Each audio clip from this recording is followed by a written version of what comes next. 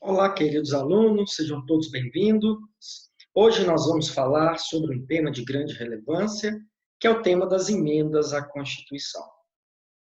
Quando a gente faz uma leitura do texto constitucional, a Constituição da República Federativa do Brasil, em seu artigo 59, traz ali descritas as espécies normativas existentes no ordenamento jurídico brasileiro.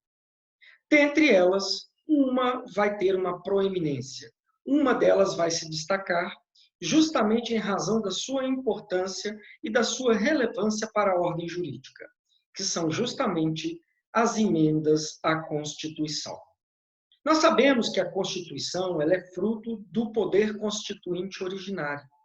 Os constituintes originários, a partir do momento que dão origem ao texto constitucional, naturalmente irão prever que aquele texto constitucional, com o passar do tempo, poderá ser objeto de mudanças, de alterações, de modificações, justamente com o intuito de adaptá-lo e de aperfeiçoá-lo às transformações e modificações ocorridas na realidade social. Então, as emendas à Constituição são espécies normativas que têm como seu principal objetivo promover mudanças, promover alterações no próprio texto constitucional, de modo a adaptá-lo às necessidades da sociedade política organizada e ao contexto histórico e social no qual ela será aplicada. Quando nós fazemos uma leitura do texto constitucional, nós vamos perceber que o nosso constituinte ele foi muito detalhista, ele foi muito inteligente ao estabelecer limites a este poder de reforma, a esta possibilidade de que o texto constitucional pudesse ser objeto de mudanças, pudesse ser objeto de modificações. Obviamente, isso é uma própria decorrência da natureza jurídica do chamado poder constituinte derivado reformador, que é justamente o poder reconhecido a determinadas pessoas por um procedimento formal para promover alterações e modificações no texto constitucional. Diferentemente do poder constituinte originário, que é juridicamente limitado, o poder constituinte derivado reformador é um poder juridicamente limitado. Os nossos constituintes, quando elaboraram o texto constitucional, eles estabeleceram de forma clara uma série de limites ao exercício do poder de reforma, ao exercício do poder de emendar a Constituição, limitando o chamado poder constituinte derivado reformador. Esses limites são de diversas ordens, mas basicamente, quando nós realizamos uma leitura do nosso texto constitucional, nós vamos verificar lá no seu artigo 60 que o nosso constituinte originário estabeleceu 4 importantes limites ao exercício do poder de reforma.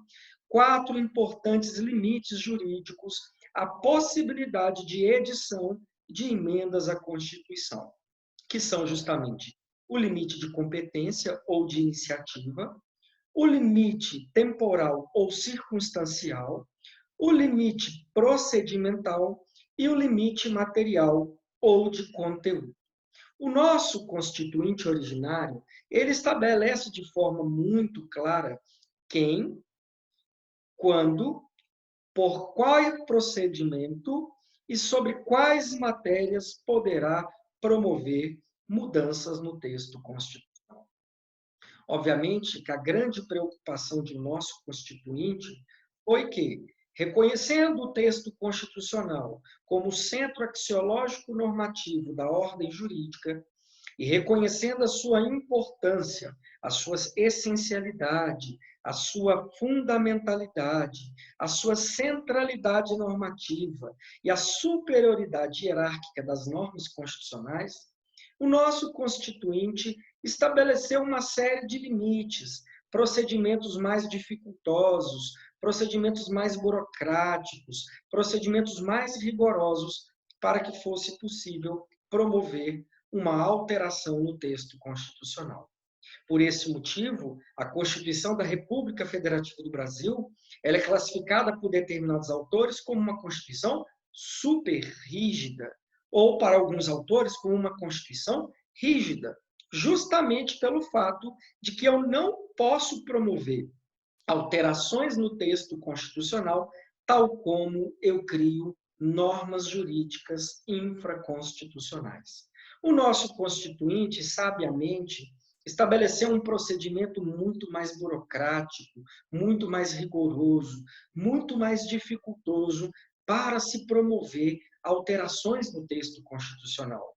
Exigiu quórums mais elevados para aprovação das emendas à Constituição, restringiu a competência de iniciativa, a capacidade de apresentar propostas de emenda à Constituição a determinadas pessoas.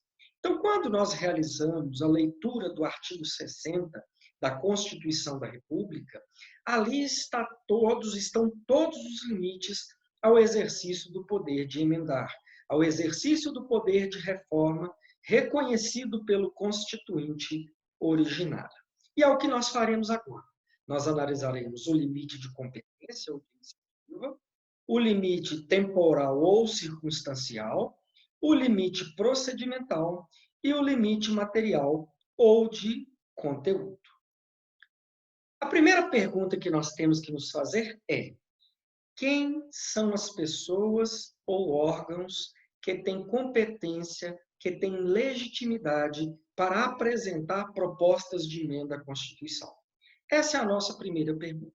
E quando nós fazemos uma leitura do artigo 60 da Constituição, ele vai ser muito claro em dizer o seguinte: olha, podem apresentar propostas de emenda à Constituição, primeiro, o presidente da República, 1/3 da Câmara dos Deputados, 1/3 do Senado Federal ou mais da metade das Assembleias Legislativas, manifestando-se cada uma delas por sua maioria relativa.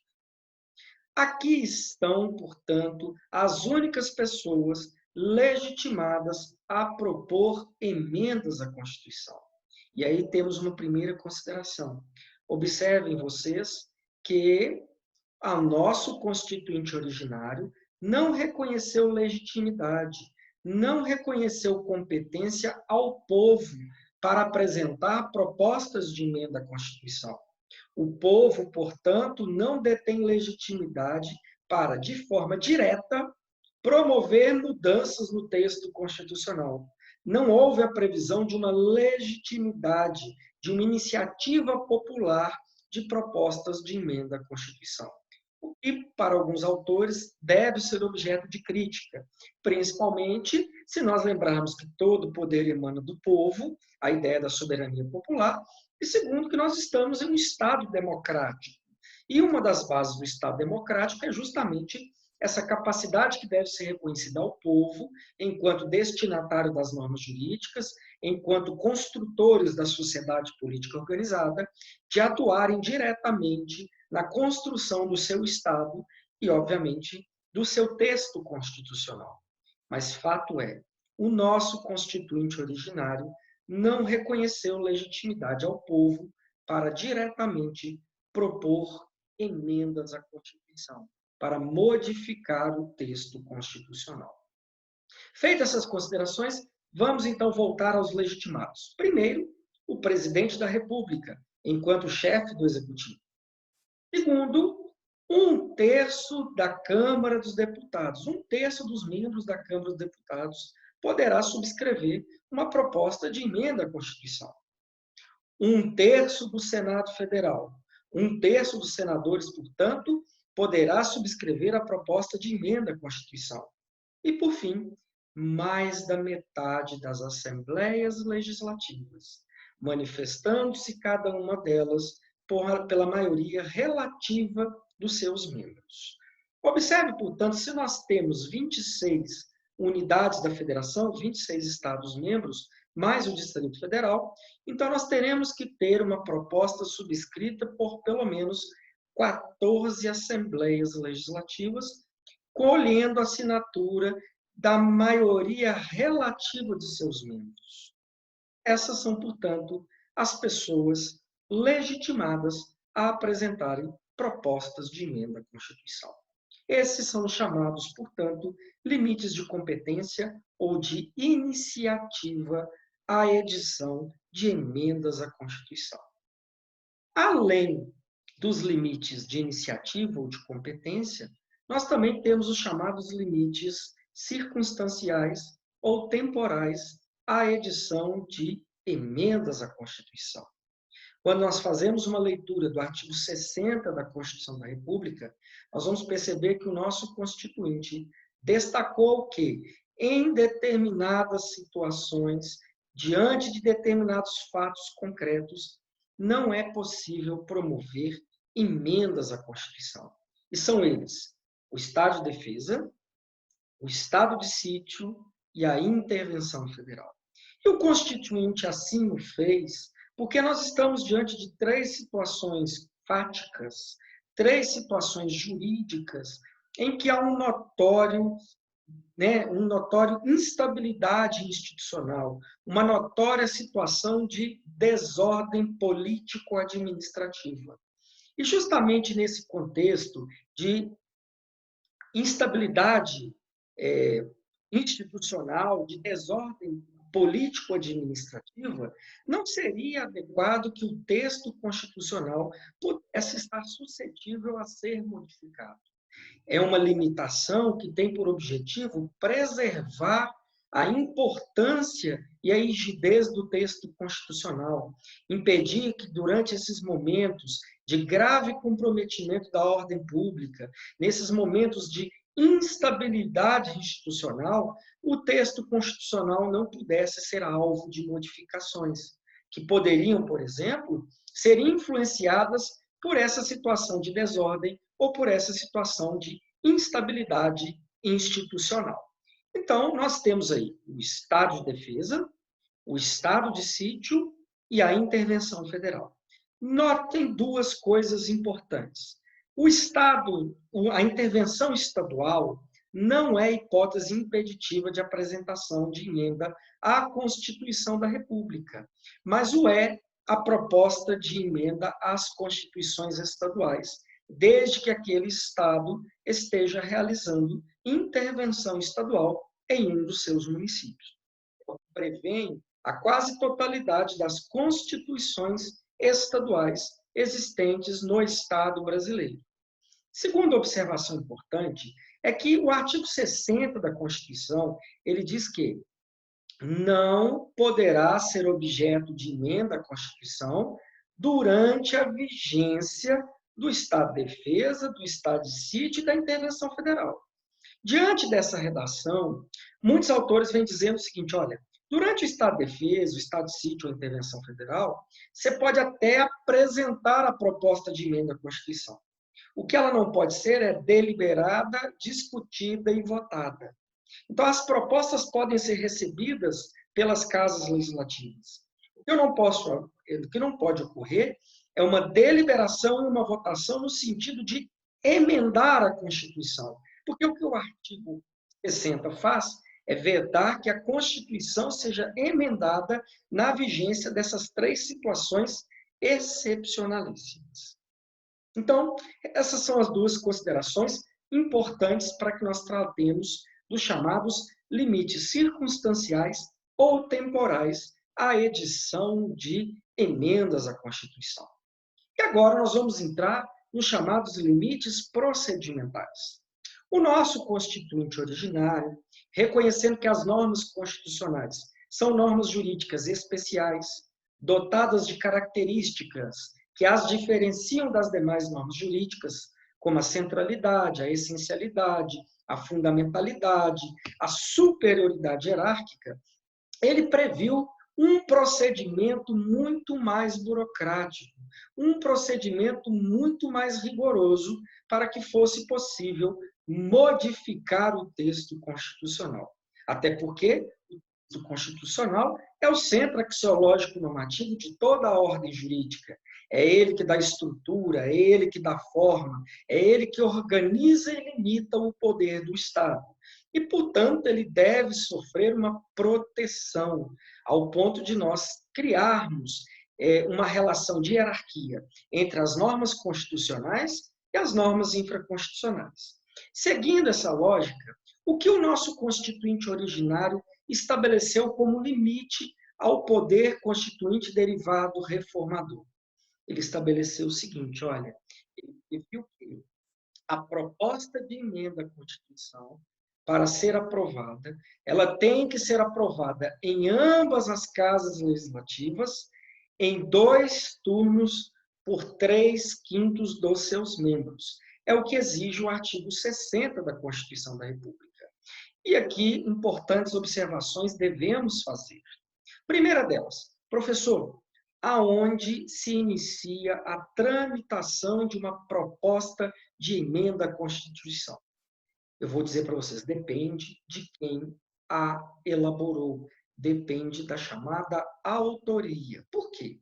A regra hoje existente no processo legislativo brasileiro é que os projetos de lei que não sejam de autoria de senadores ou de comissões do Senado, todos eles vão ter como casa iniciadora a chamada Câmara dos Deputados. Isso não modifica em relação às emendas à Constituição. Se a emenda à Constituição, a proposta de emenda à Constituição, chamada de PEC, for elaborada pelo presidente da República, por 1/3 dos membros da Câmara de Deputados, ou por mais da metade das Assembleias Legislativas, manifestando-se cada uma delas por sua maioria relativa, a tramitação irá se iniciar pela Câmara dos Deputados. Todavia, se a proposta de emenda à Constituição é de autoria do Senado Federal, 1/3 dos membros do Senado Federal, ela vai se iniciar, a sua tramitação vai se iniciar pelo Senado Federal. Ok? Então, definida a questão do início do processo legislativo, nós vamos verificar que o Constituinte estabeleceu que a proposta de emenda à Constituição ela tem que ser aprovada em 2 turnos, por 3/5 dos membros das casas legislativas. Então, ela inicia a tramitação na casa iniciadora. Na casa iniciadora, ela tem que ser aprovada por 3/5 dos seus membros 2 vezes, em 2 turnos subsequentes, e depois de aprovada 2 vezes na casa iniciadora, ela é remetida à casa revisora. Chegando à casa revisora, ela tem que ser aprovada em 2 turnos por 3/5 dos seus membros, para que assim ela seja promulgada e seja transformada em uma emenda à Constituição e, consequentemente, seja incorporado o seu conteúdo ao texto constitucional na condição de normas constitucionais. Observe questões importantes aqui. Como eu disse a vocês, esses 2 turnos eles podem ser consecutivos. Ou seja, eu posso realizar um turno em um dia e outro turno em outro, votando a mesma proposta de emenda à Constituição. Aqui vai uma observação. O Supremo Tribunal Federal tem um entendimento de que as sessões legislativas que deliberem sobre a aprovação ou rejeição de emendas à Constituição, elas podem ser realizadas os 2 turnos no mesmo dia, desde que haja o início de uma sessão legislativa e o seu término, e seja reaberta uma nova sessão legislativa e decretado posteriormente seu término. Particularmente, vejo isso com um certo assombro, com uma análise muito crítica, porque a ideia de se exigir 2 turnos é justamente permitir que eventuais congressistas que não tenham participado da votação em primeiro turno tenham a possibilidade de participar dele no dia subsequente, em que for realizada a sessão legislativa. A questão é que o regimento interno das casas legislativas não proíbe a existência de 2 sessões legislativas no mesmo dia. E, seguindo esta lógica, o Supremo Tribunal Federal entendeu, portanto, que é possível que eu aprove seguidamente, em 2 turnos, uma proposta de emenda constitucional em uma mesma casa legislativa. Aqui são umas breves considerações para nós nos atentarmos para estes detalhes. Outra questão importante é que, como eu deixei bem claro para vocês, a partir do momento em que a proposta de emenda à Constituição é votada e é aprovada em cada casa legislativa em 2 turnos por 3/5 dos seus membros, ela vai automaticamente ser promulgada pelo presidente do Congresso Nacional.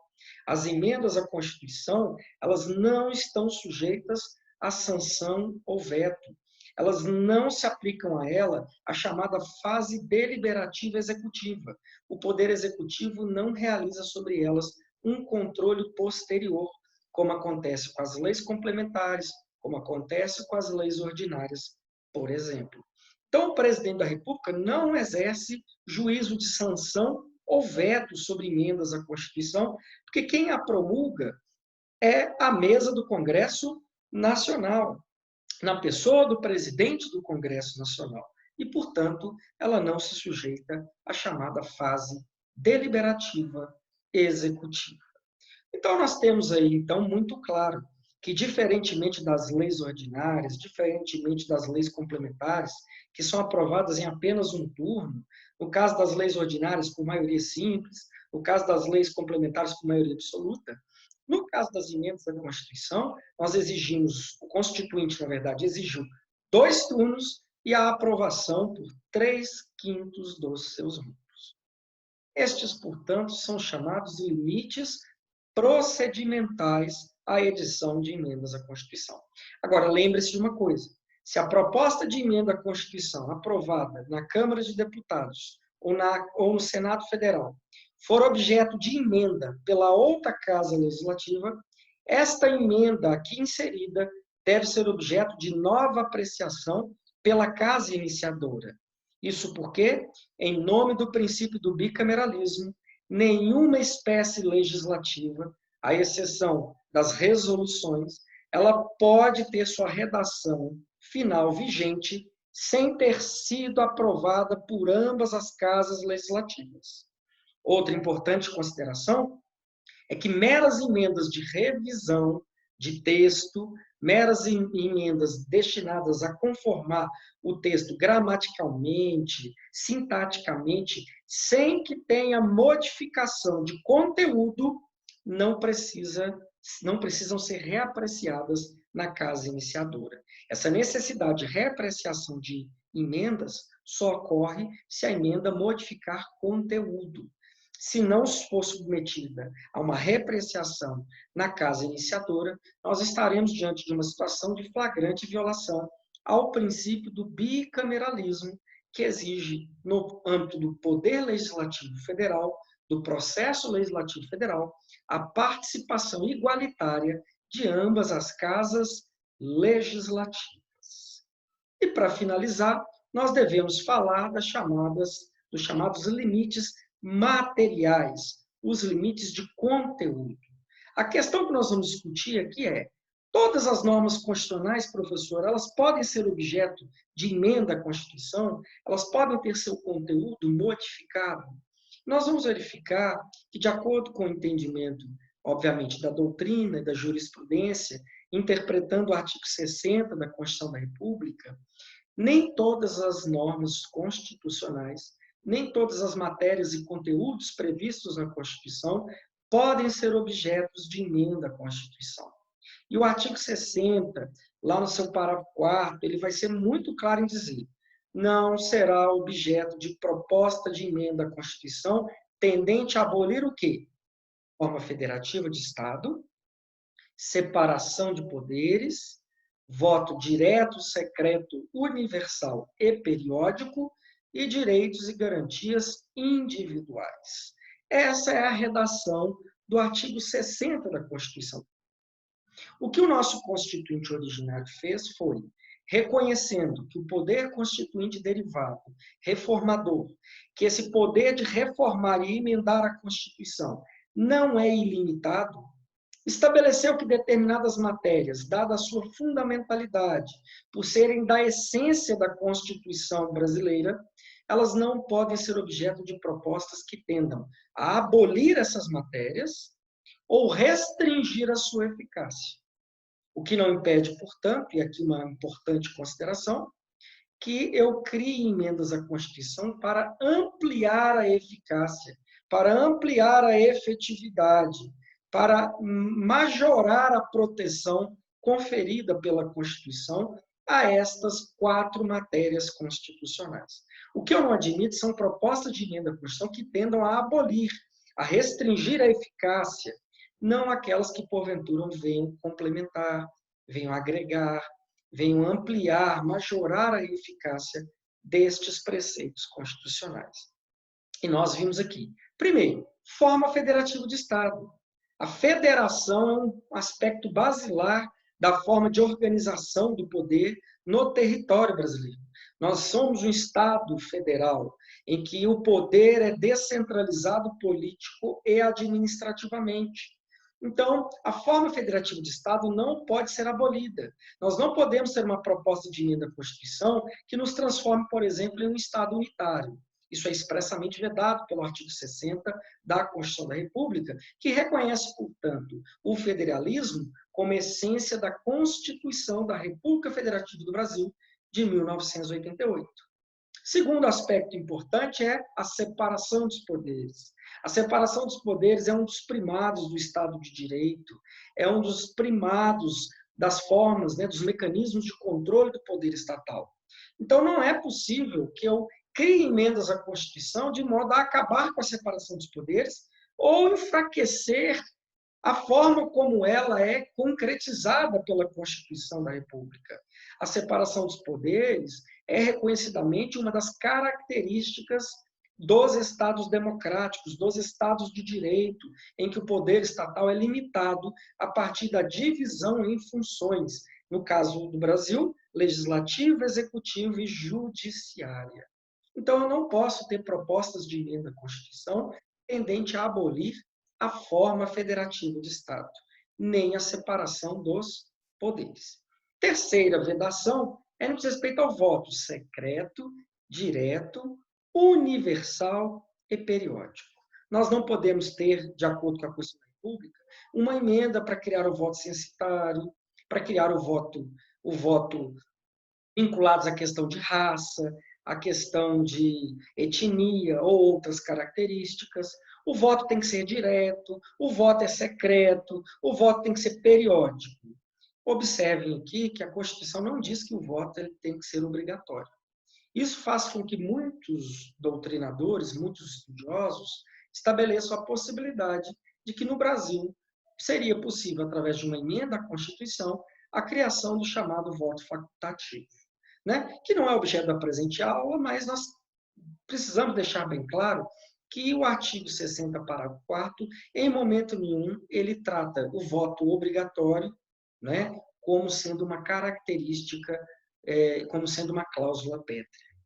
E, por fim, nós temos os chamados direitos e garantias individuais. Não será admitido, portanto, proposta de emenda à Constituição que tenda a abolir direitos e garantias individuais. Aqui valem 2 considerações importantes. Primeiro, como eu disse no início, é possível que eu apresente uma proposta de emenda à Constituição para ampliar direitos e garantias fundamentais, como aconteceu, por exemplo, com a emenda constitucional 45, como aconteceram com diversas emendas à Constituição que inseriram no artigo 5º e em outros dispositivos da Constituição direitos e garantias fundamentais ao indivíduo. Então, a restrição, a limitação é para abolição ou restrição de conteúdos a direitos individuais. Segunda questão importante é que o constituinte originário se valeu da expressão direitos e garantias individuais. E isso criou uma celeuma na doutrina e levou o Supremo Tribunal Federal a ter que se manifestar sobre o real alcance e abrangência da expressão direitos e garantias individuais. Porque muitos autores vão dizer o seguinte, olha, na verdade, o que o Constituinte quis estabelecer era direitos e garantias fundamentais, não apenas os direitos individuais. Então, o entendimento mais extensivo, mais ampliativo, mais abrangente e mais consentâneo com o texto constitucional é aquele de acordo com o qual não é possível nós criarmos emendas à Constituição tendentes a abolir direitos e garantias fundamentais, aqui incluídos os direitos sociais, e outra série de direitos que, a priori, não estariam abrangidos no conceito de direitos e garantias individuais. Então, o Supremo Tribunal Federal, nos últimos 25, 30 anos, tem manifestado em diversas situações a ampliação deste conceito de direitos e garantias individuais para direitos e garantias fundamentais, para neles abranger, inclusive, os chamados direitos e garantias sociais, que não poderiam ser também objeto de emendas à Constituição em nome de um outro princípio constitucional implícito, que é o princípio da vedação ao retrocesso social. Não são admissíveis emendas à Constituição que importem retrocesso, que importem restrição a direitos constitucionalmente adquiridos ao longo do tempo. Esse é o princípio implícito da chamada vedação ao retrocesso social. Importante lembrar que os direitos e garantias fundamentais não estão também limitados apenas ao artigo 5º.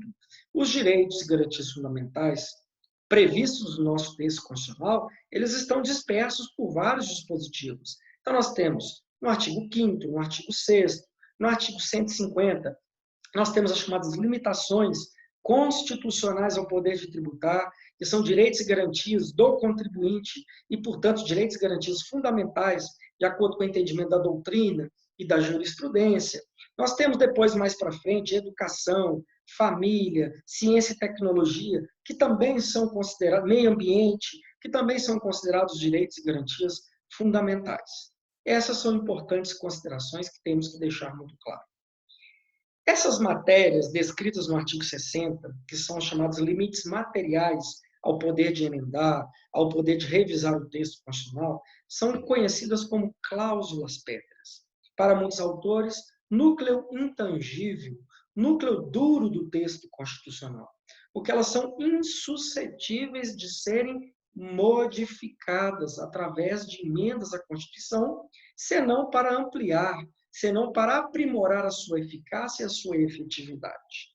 Esse núcleo duro, também conhecido como cláusulas pétreas, elas são a essência do constitucionalismo brasileiro, elas são a essência, o núcleo axiológico normativo duro do nosso texto constitucional. E, portanto, não poderão ser objeto de reforma por parte do poder constituinte derivado reformador. Esse núcleo duro, essas chamadas cláusulas pétreas, é que torna a nossa Constituição, classificada por muitos autores como uma Constituição rígida, ou para alguns autores como uma Constituição superrígida. Por quê? Porque na nossa Constituição, além de eu exigir, do Constituinte ter exigido, um procedimento para modificação de suas normas mais rigoroso, mais burocrático, com quóruns mais elevados, com procedimentos mais apurados, o nosso Constituinte foi além. Ele estabeleceu que determinadas matérias sequer podem ser objeto de mudanças constitucionais, sequer podem ser objeto de emendas à Constituição.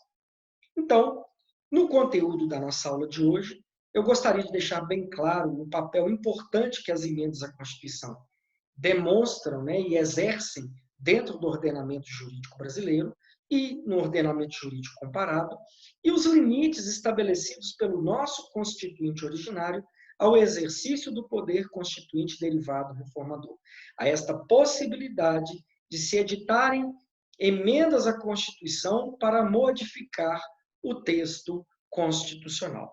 Espero que vocês tenham gostado, bons estudos e boas reflexões. Obrigado.